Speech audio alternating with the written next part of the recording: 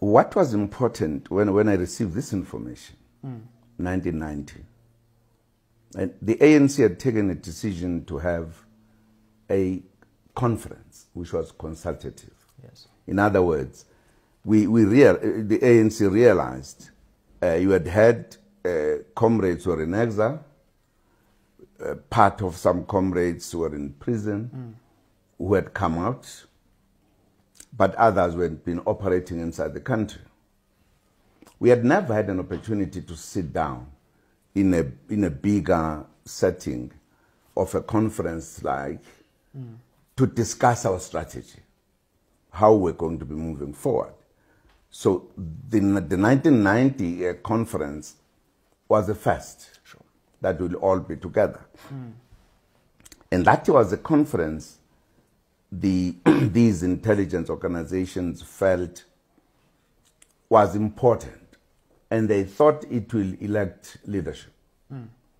And their objective was to make that conference get rid of me. Right. In other words, I should not continue being a member of the National Executive Committee. And that's why they thought they should therefore work in such a way that in that conference, I get out of leadership. But that conference was not an elective conference. It was a consultative conference. So they got to know that in fact, there would be no election of the leadership. They then decided to pull back their plan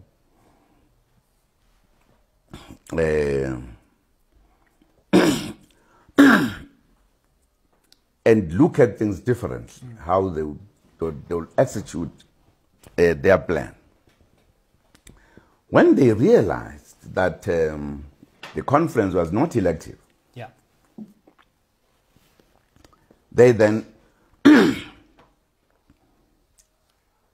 did more investigation or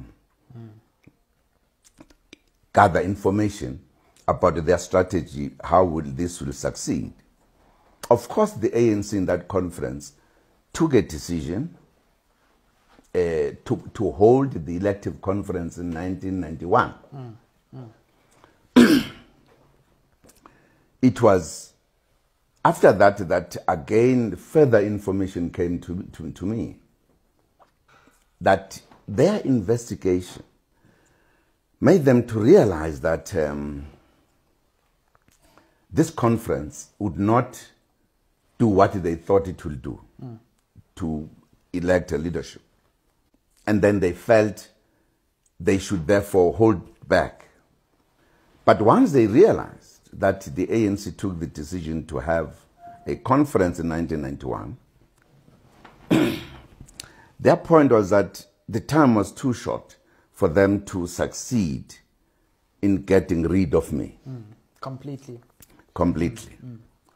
One, they realized that Zuma had a very large support in the ANC and had 100% support in his province, where he comes from in Natal, and felt that in the coming conference, they wouldn't be able to get rid of me.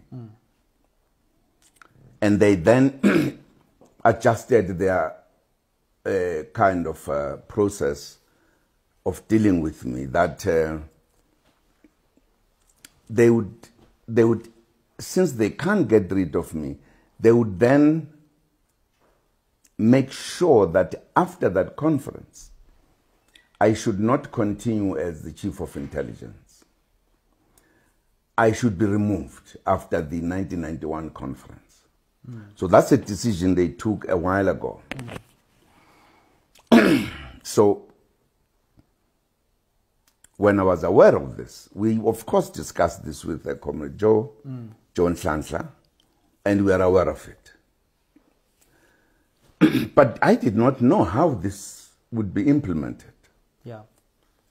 Of course, there was a kind of a decision that after the conference, President Mandela would be the new president, will go to the United States to raise money with the President Kobe, I mean with the Comrade Kobe, who was the Treasurer General. That also Comrade Thabo Mbeki and Jacob Zuma will go to attend a conference in United Kingdom, which was dealing with the constitutional candidate. It was a conference on the constitution, etc. Right. So I had an idea that this was their plan now, that after the conference, I should be removed. So when we were away, because I did not know, how would they remove me? Because naturally the ANC structures should be the ones that do so. So when we were in London, as I was listening to the BBC Focus on Africa, I heard that the meeting of the National Working Committee of the ANC, which had met for the first time, had taken a number of decisions. And the decisions that really rang the bell in me was that Thabo Mbeki was removed as the chief negotiator, and Jacob Zuma was removed as the chief of intelligence. So to me, in other words, these organizations had found a way to implement their decision. What remained the critical question for me was, how could a plan by intelligence organizations get implemented by the National Executive Committee of the ANC?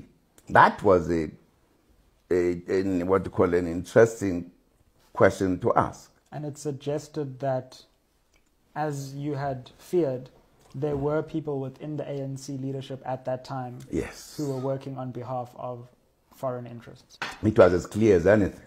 Now, on that, and I think that is, especially for people in my generation, we've been told these negotiations were perfect. Yeah. You said, and you issued a challenge to the nation on Monday to connect many of these dots. And I went back to connect some of them. Okay. So I'm going to put something to you. Okay. Not like Advocate Pretorius, don't worry. Because you weren't asked about the statement. Not at all. Not at all. And I went back and I asked myself, who replaced who?